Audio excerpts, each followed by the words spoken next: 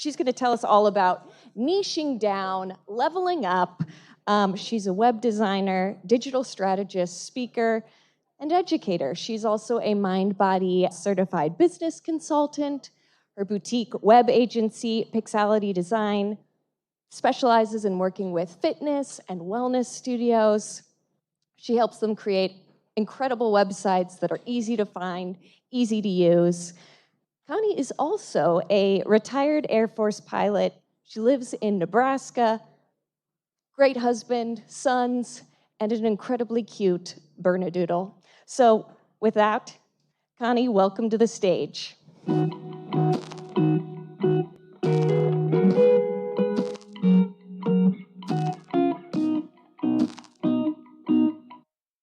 All right. Hi, everyone. This is a really narrow stage, so I'm going to be really careful about not taking too many steps forward. All right. Well, today, in this next period of time, we're going to talk about having a niche business. And this is something that's near and dear to my heart because it's how I pay my bills and how I pay myself.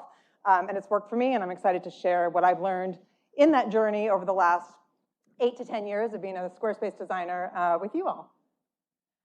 So let's get started with a little activity. Raise your hand if you would define yourself now as a generalist. You're a generalist, designer, few, cool, a lot of people. All right, now raise your hand if you have a niche or you're playing around with having a niche audience. A few less people. Oh, there's a few people there too. Okay, for those of you who are kind of exploring a niche for yourself, the second half of the presentation is going to be for you. That's about establishing yourself in that niche.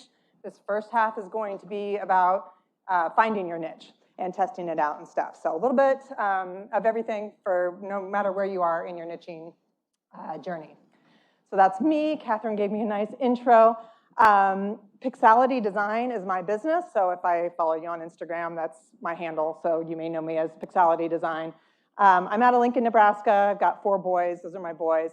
I started my Squarespace design business when I was still part-time in the Nebraska Air National Guard as a pilot. I was active duty before that, so I come from a little different background than a lot of you probably do, but found a love for design and layout and working with clients in Squarespace. I have been a Circle member since it began in 2016, so I have been around this community for a while, and I love it. It's my first Circle day, though, and I'm really loving meeting people who I've only known online. I feel like I'm walking into the internet in real life here, so it's been a great day so far. Okay, and this is my business, Pixality. It says they're right on the homepage of my website. I'm very clear about my niche. Squarespace websites for boutique fitness and wellness studios. That is about 95% of the clients I work with right now. Brick and mortar, boutique fitness, yoga studios, Pilates studios, a little bit of wellness recovery businesses in that. And I'm going to show the journey of how I got there and why I think it is a great business model for anyone. This has been my full-time job since 2016. I successfully replaced my income. I was part-time in the Guard, replaced that income within the first couple of years of leaving the Guard and doing this. I have about 450 sites in my Squarespace account. I would estimate at least 350 of those are in this niche. So it is something that is just building and growing momentum each year. Most of my website projects start at $47.50 right now. Weren't always at that rate, but that's the rate I'm regularly charging now for a website. And just to give you a little background right now on what my business looks like, it's me, and then I have 3 primary contractors that I pay hourly, and then I've got a couple more that I pull in as needed for different projects. I don't tell you all that to be like, look at me, this is a humble brag, this is what I do. I just wanted to paint the picture of what a niched business can look like. Particularly, I want to be clear that this is a good income for me. I pay myself well. This is not a hobby job anymore. And it is entirely to thank from the decision that I made a long time ago to niche, I believe. So one other thing that you should know about me, and I'm not an amazing designer. I don't consider myself an artist. I'm not pushing the limits of Squarespace creatively. You're not pinning my designs on Pinterest. There are a ton of you in here that I admire for your creativity and your designs. I'm not one of those people. I design good-looking websites, but I'm not an artist, right? That's not why I'm in this. But I want you all to know that, because if that's you and you're worried about struggling to keep up creatively on your designs because you're trying to compete from that artistic creative angle, This presentation hopefully will convince you that there is another way to have a profitable business in Squarespace with good design skills, not the top of the level inspirational design skills. And that way is having a niche business. So this first half of this presentation, we're going to talk about how to find your niche, what a niche market vertical is, at least the way that I'm defining it for this conversation, why I think you should consider it, and then how to decide on a niche for yourself. Like I mentioned, the second half of the presentation, we're going to talk about how to establish yourself once you've chosen that niche.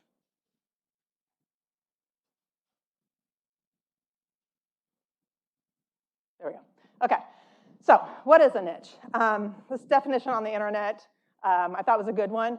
It's a segment of a larger market that you can define through its unique needs, preferences, or identity. There's a lot of different ways you can niche your business, and some of the previous presenters today mentioned some of these ways. Price, quality, budget, budget or luxury type designs, demographics, lifestyle, values. For example, female-owned, sustainable e-commerce brands, that type of thing. Service delivery style, speed, template shop, or design in a day model, right? Features, services included. Maybe you're a copywriter as well, or an SEO specialist. Those are things that you can define a niche. What I'm talking about, though, what this presentation about is that bottom one, and that's an industry niche. I think that that is the easiest way to get clear and define the unique needs, preferences, or identity of an audience. So that's the way I've gone.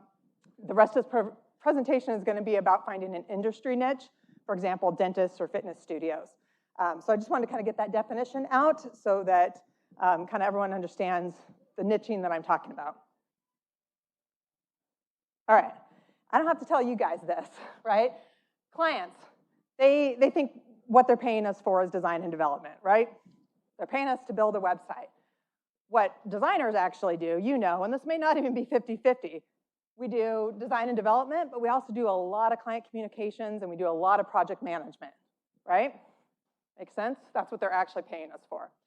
With a niche design business, we add a third element to that equation. We add a consulting piece. You don't have to worry about necessarily equal 1/3, but the idea is when you have a niche design business, you add that consulting. I would argue that most designers are already doing a lot of consulting anyway. The difference is if you have niche expertise, your clients or your prospects know that they want to pay for that consulting as well. So you can charge more, and this is more the equation of services that you're actually delivering to them. That's important when you start talking about how much you can charge and how easy it is to sell, which we'll get to in a little bit. Okay, so why niche?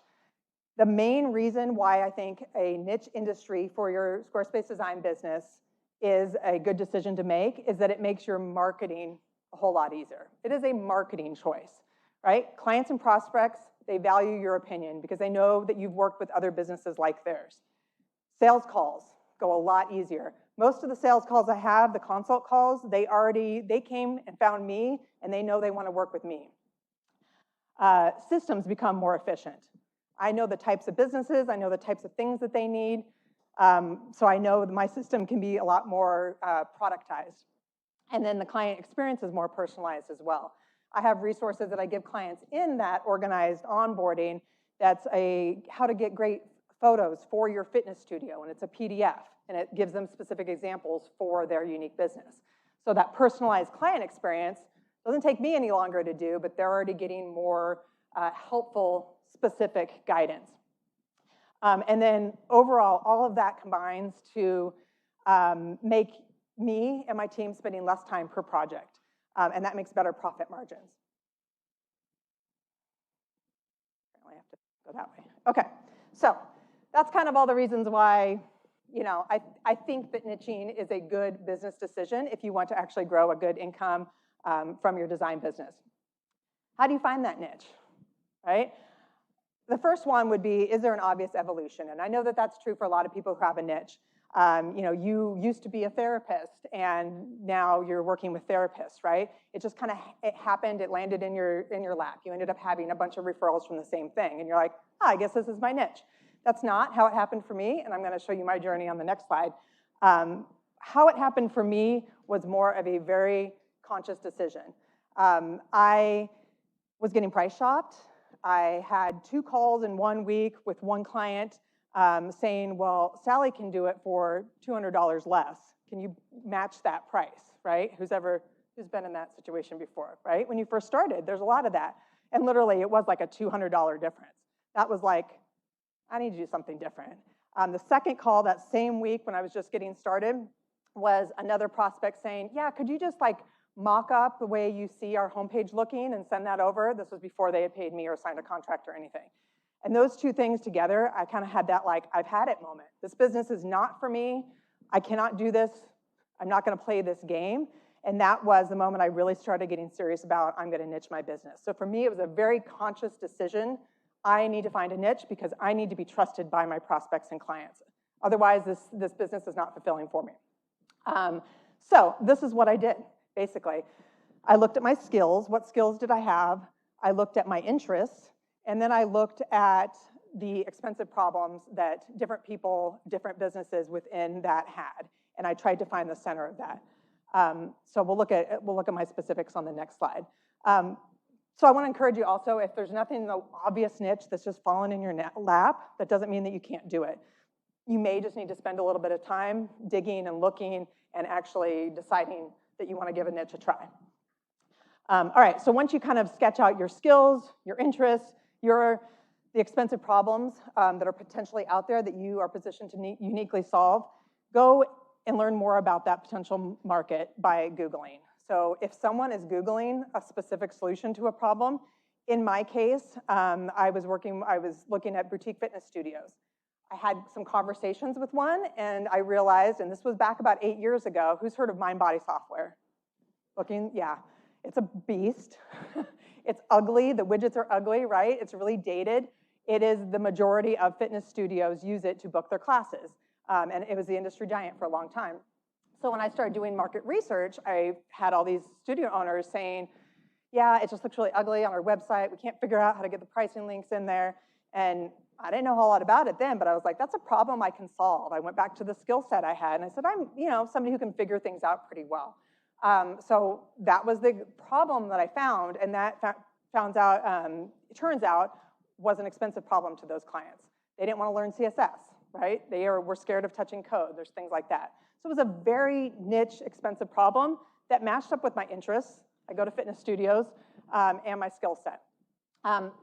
So if you go and you Google, back to this point right here, if you have some theories about some target markets that you might want to niche into, if you just start Googling what they're looking at, the how-tos that they're looking at, you're going to start discovering some of those expensive problems. And then secondary, you have to talk to real people, too, and find out what they struggle with. Okay, so then, yeah, Google to get some ideas about what those expensive problems would be, and then validate those assumptions with some interviews.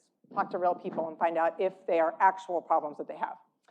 And then go back and just run this filter by it. Can you clearly define unique needs, preferences, or identity? If not, you need to go smaller, right? Okay, so there's a little bit of my journey. I won't go through all of this, but I told you this part already. Started out working for myself when I started as a Squarespace designer, was like, this was basically a hobby job. People didn't respect me, not loving that. I decided to niche. I went to, what are my interests? All right, I go to boutique fitness. I go to gyms. I like fitness. I was a swimmer in college, right? That's always been part of like what I've done. Spas, salons. Who doesn't like spas? Who wouldn't love to work for a spa and test out massages, right? And then I came from an aviation background, so briefly considered that. Skills, those are things I bring to the table. Then I did that market research. All right, this is where they struggle with scheduling softwares. Particularly, it was MindBody at that time. They're also easily overwhelmed by technology. That's a good sign for somebody who's not overwhelmed by technology, right? And then I kind of decided by looking at the other industries I was choosing from, some of them didn't value websites or web design that much to spend a whole lot of money in it, so I kind of crossed those off. And then I didn't end up having meaningful connections in the commercial aviation. My connections were all military. So I really went for a while, a few months, researching several different niches, several different industries, and then ended up in boutique fitness. Oh, wait, sorry, go back one. Once I kind of did that, for me, it was a pull the Band-Aid off, slap that thing up, I am now doing this niche. I realize not everyone, if you have income coming in from different clients, that may be a little more trickier, something you want to test out with the landing page over time. For me, I didn't really have a whole lot to lose at that point. So I changed my business name, my messaging all switched. I started with one project in my portfolio, but my copy on my website, my photos, everything I could went to saying that, raising my flag, this is what I do, these are the people I work with. And then I reached out, very next thing I did, I reached out to fellow designers, our peers in this room, and said, hey, this is what I'm going to specialize in now. If you've got any clients that are overflow for you or that are in this niche, I'm willing to, I want to talk to them. And so I worked with connections of people I knew, and that worked out well. Sometimes just putting it out there, making yourself put it out there to some of your peers opens up opportunities. That's what it did for me. One of my designer friends said, hey, do you realize that Heel Code, they have a developer partner page. Heel Code was a widget designer that MindBody ended up buying, and they had this little page of developer partners. I was like, all right, I did like one site at that point with it, but I wrote them and I was like, hey, I have this one client, can I be a developer partner? And they're like, sure, and they put my stuff up on the page, and that's kind of what started it. So just looking at those opportunities. I then got an introduction to somebody who worked for the Business of Yoga by Yoga Journal. I got on that tour. So just putting it out there can open up some opportunities. Okay, so tips about positioning yourself, about making that choice what niche you want to be in. Position yourself is about making yourself a big fish in a small pond. So finding that small pond, realize that your market research is never done. You do that initial market research, you kind of have a hunch that a niche is going to work for you. I am constantly still asking every client I get on a phone call, what's going on in the industry right now? What problems are you seeing? What are you having? Of course, they think it's because I'm there to provide solutions and help them, which I am because they're paying clients, but I'm in the back of my mind always thinking about how my packages may change, how my pricing may change, how the content I put out may change based on what's going on right now. So you don't have to nail it at the beginning. I also didn't start out charging $47.50 for a website, like I said in the beginning. I started out at $1,800 and then $2,500 and then $3,000, right? This is like an 8-year evolution of, as my expertise and positioning got more credibility in that niche, you raise your prices. So it's always evolving. I get the question, like, how small is too small? When you're starting out, go as small as you can. It will make things a lot easier. But my real answer to that question is if you can find an association or a conference or an event that is in that niche, it's a great size because that means there's a collection of people who identify as that one thing. So look for conferences, look for events, look for associations to kind of decide if that's a good niche size. And then I also get this one a lot. Afraid I'm going to get bored working with businesses all the same. I don't know you, I never did. I don't think you'll get bored because when it comes down to it, we're still working with different brands, different people, different things that they want to convey on their website, and that unlocks a whole different area of creativity, but you're not having to research things before you jump into that. So it cuts out a lot of the beginner research about an industry, but otherwise the deliverables and the actual act of delivering a creative solution is still just as much fun and just as creative.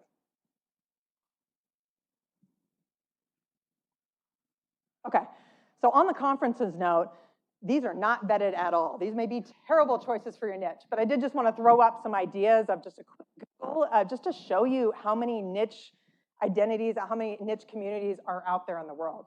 You can read through them all, but there's the Climbing Wall Association Summit. There's Therapeutic Horsemanship Conference. There's Coffee Fest, Pool and Spa Show, Golf Course Managers Conference.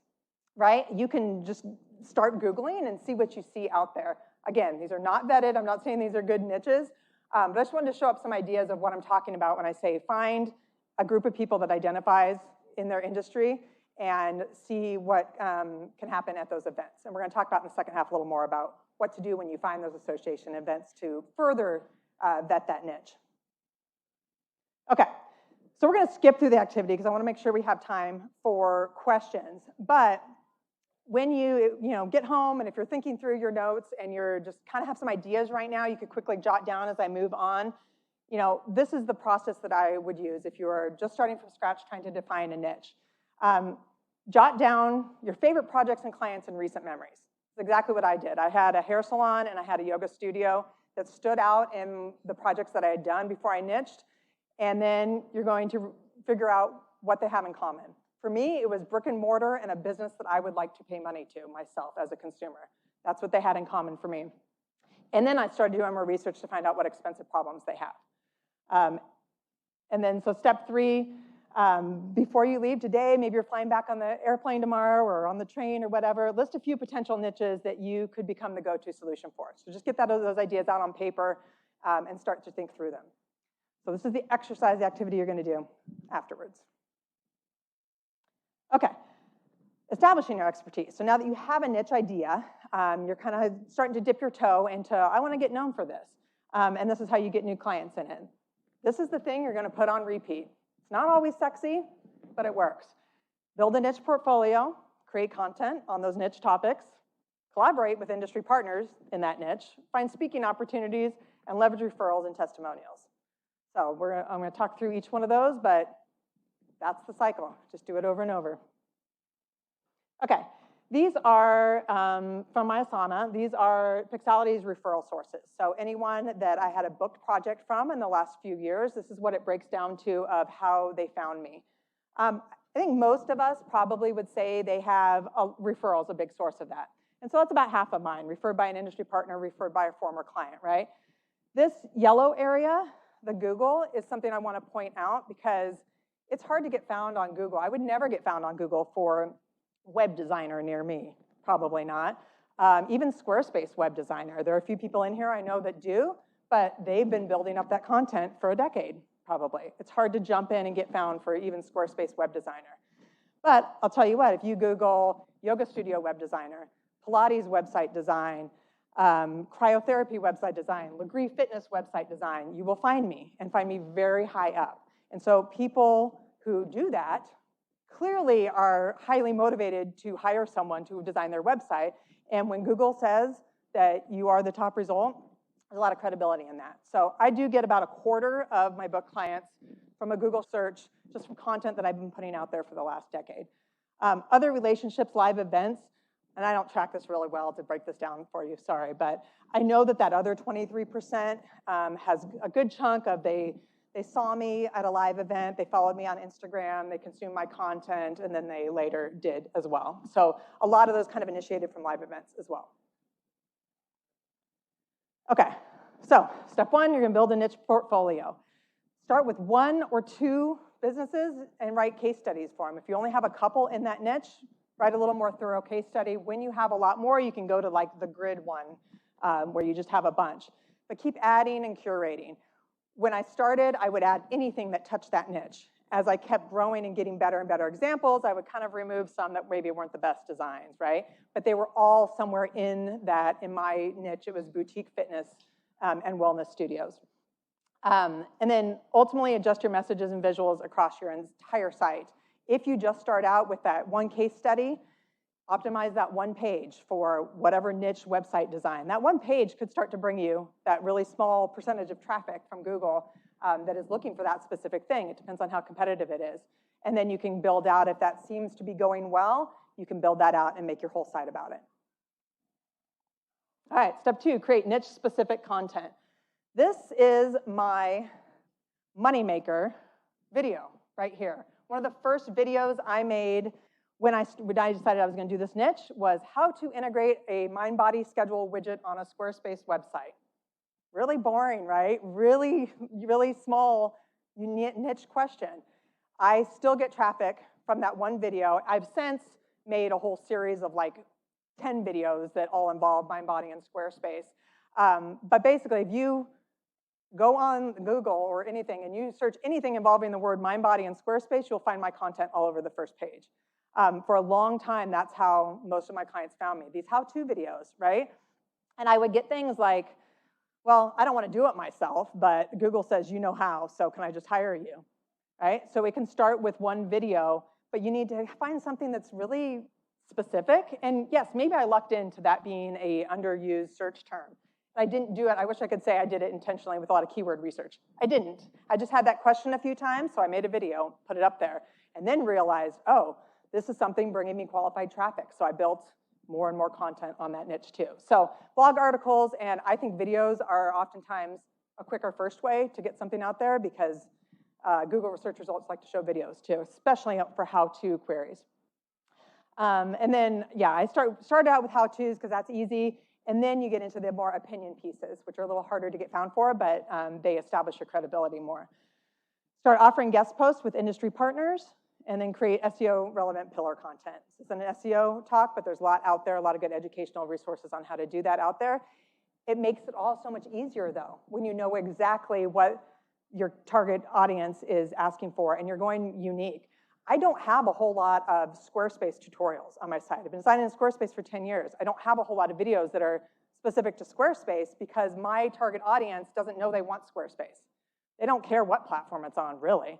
They know what scheduler they're using, but they don't really know Squarespace yet. So my content is going to be different than, say, Christy Price's, who I know builds a lot of how-tos on Squarespace. It all just becomes a lot easier, your content, what is going to move the needle for your business when you have that unique niche. Okay, next is my favorite, because I get to meet great people at real live events. This is my first peer event that I've ever spoke at, but I've spoke at quite a lot of industry events in the boutique fitness industry. I mentioned MindBody Software. This is me at MindBody Bold a couple years ago. I started with small events with those industry partners. So MindBody being a big giant that a lot of them were already on for their community, I went and looked. I was like, okay, let's find out more about this business. They actually bought that Heel Code developer partner thing. They bought Heel Code, so it became part of it. That's why I was like, okay, I guess I'll figure out what this MindBody is. Found out they had a business consultant certification program. Pay to play, paid my $2,000, got the certification.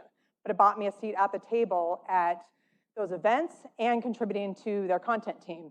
MindBody's got a blog. I've written several blog posts there because I'm now one of their certified business consultants. They also had a series of events, MindBody Bold, MindBody Universities, started at the smaller events doing webinars, moved up to the MindBody University, and then was on the big stage twice for MindBody Bold.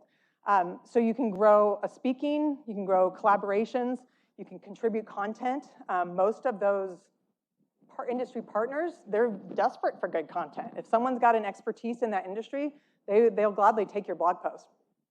So looking for industry partners specifically, these would be other tech tools that people in your industry use. What types of things are they plugging into the website? What integrations are you constantly doing over and over with Squarespace? Go become an expert of that link, and then you can provide content on that. Again, events, associations are always good places to look for who those industry partners really will be. A lot of them also have referral pages, preferred partners type of stuff. If you can get in, I know some of the smaller ones, you actually just meet people, and if they're in charge of onboarding or they're talking to clients who are onboarding for them, clients in this case a lot of times ask, well, now we need a website. Oh, we have someone who we know that works with clients like you, and you can get word of mouth referrals from the industry partners as well. Okay, leverage referrals and testimonials. This is the last piece of the how do you kind of establish your expertise. I mentioned those industry marketplaces. This is Boutique Fitness Solutions. They've got an industry marketplace. That's my page on there. MindBody's got a marketplace full of business consultants as well. So look for opportunities there to be listed outside of the Squarespace ecosystem, but within the ecosystems of other softwares, other tools, other communities that your industry follows and trusts. Google Business Profile can be another one, especially if your niche is more of like a local one. If you can show up with Google, if you've got that business name or niche as part of your Google Business Profile. And then share on social media. Share testimonials that you have. I have done recently a pretty good job with that. I didn't for a long time, but I think it really helps prospects see themselves in the testimonials, especially if it's a business owner that's just like them. So get testimonials, share testimonials, as well as portfolio projects. All of those things just establishes your credibility to people.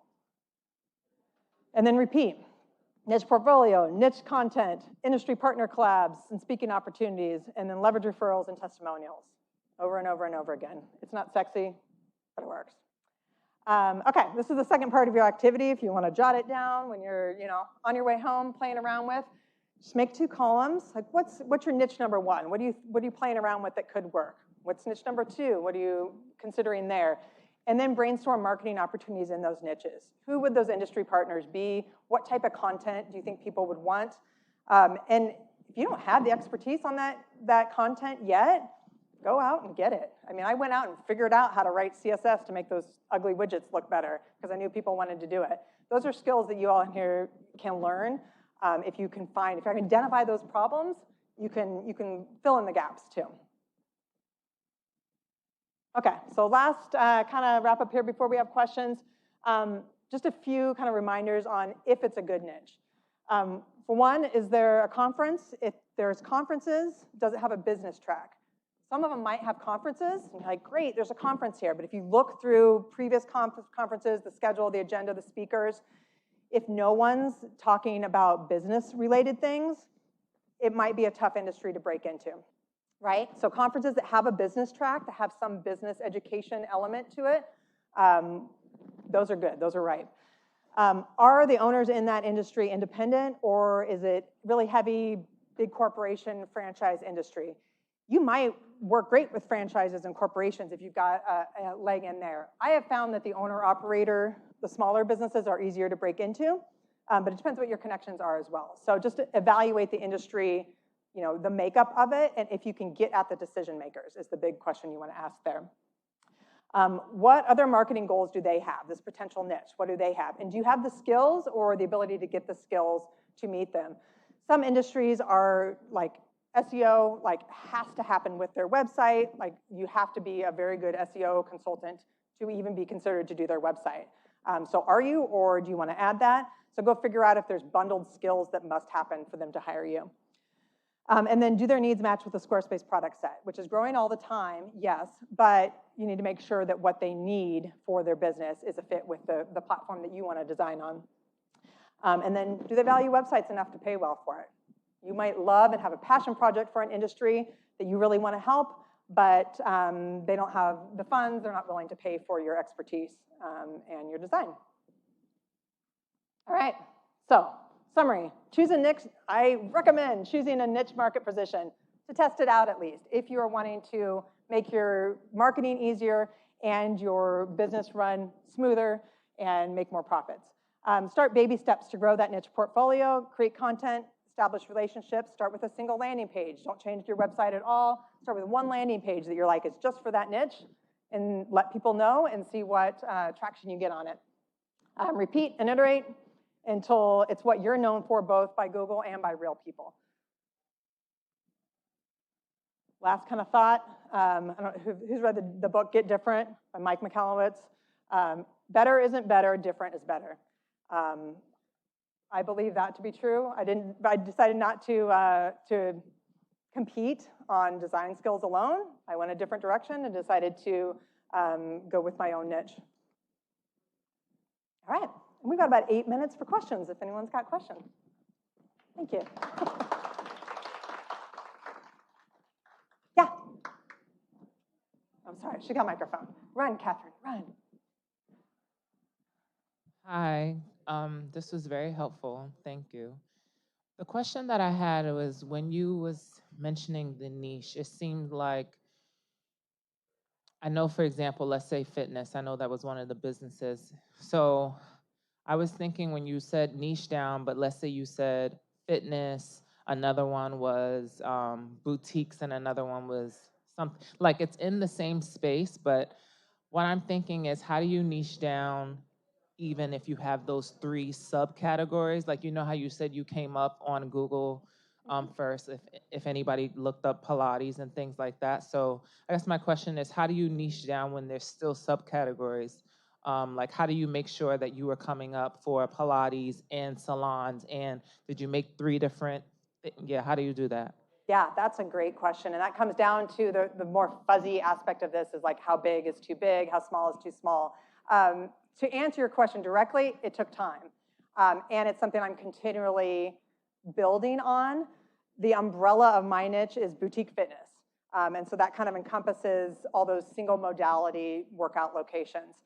I started out with a pretty heavy, went up for yoga terms because, and the way I did that was I looked at search volume. And within the boutique fitness umbrella, yoga has about 50% of the boutique fitness businesses out there. And I got that data from MindBody and other places. So I said, well, it makes sense to focus my content first on yoga studio website design. So that's the term I went for first. And then I started adding new ones. I was like, well, what's the next biggest? It's Pilates. And so I did a couple pillar posts on Pilates, and that also kind of correspond with, okay, now I've got 3, 4, 5, 6, 8 Pilates studios that kind of, I can build that little silo. I did those for a while. And then, Legree Fitness is pretty new on the scene, but I got out early on that because I had a Legree Fitness one. So kind of layer. I picked the larger umbrella that maybe you're going. I still struggle to get found for fitness website design. That's too big of a thing, right? You got gyms, you've got retail equipment, you've got, treadmills, all that.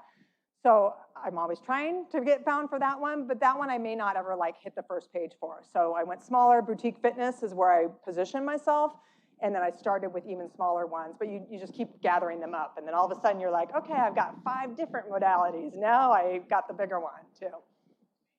Yeah.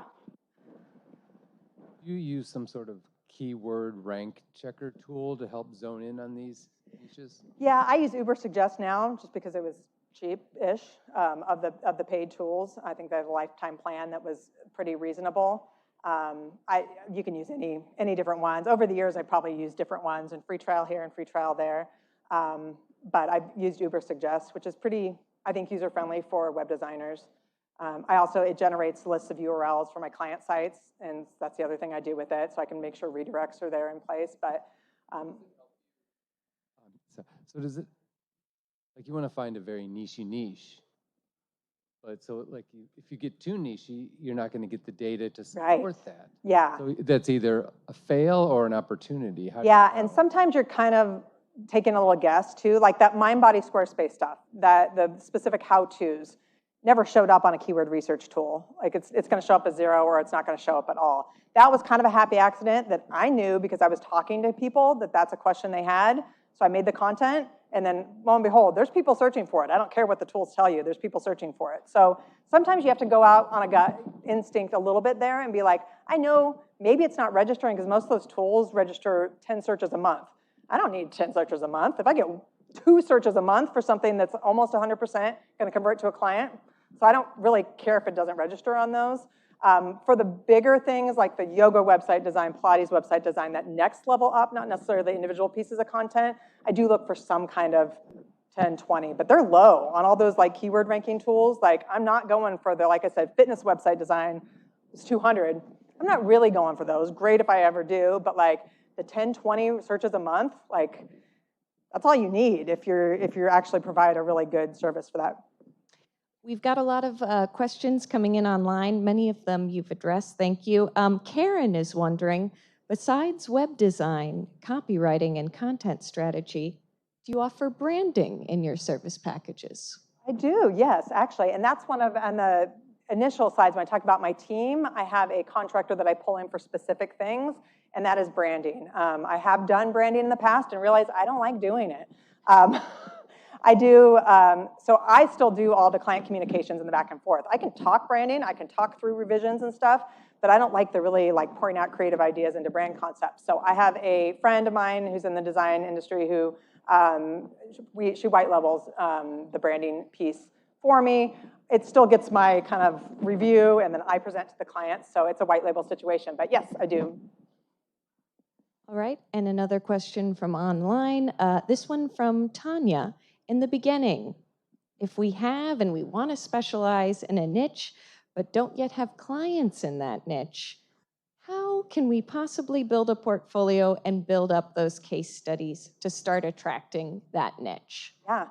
Well, I hate to say do work for free, but I did in the beginning too. You find a business that needs it and you offer to do it for free. I've also heard other people, do stuff on Upwork or do, just pretend businesses.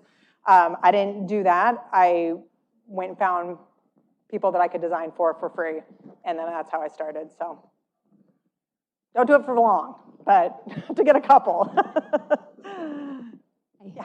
I'm curious, what is your timeline schedule for your website designs? Yeah, my most popular package is a 1-week turnaround. And so that's a little, they do the prep work before, they have to have their content and their photos and their branding to me a week prior.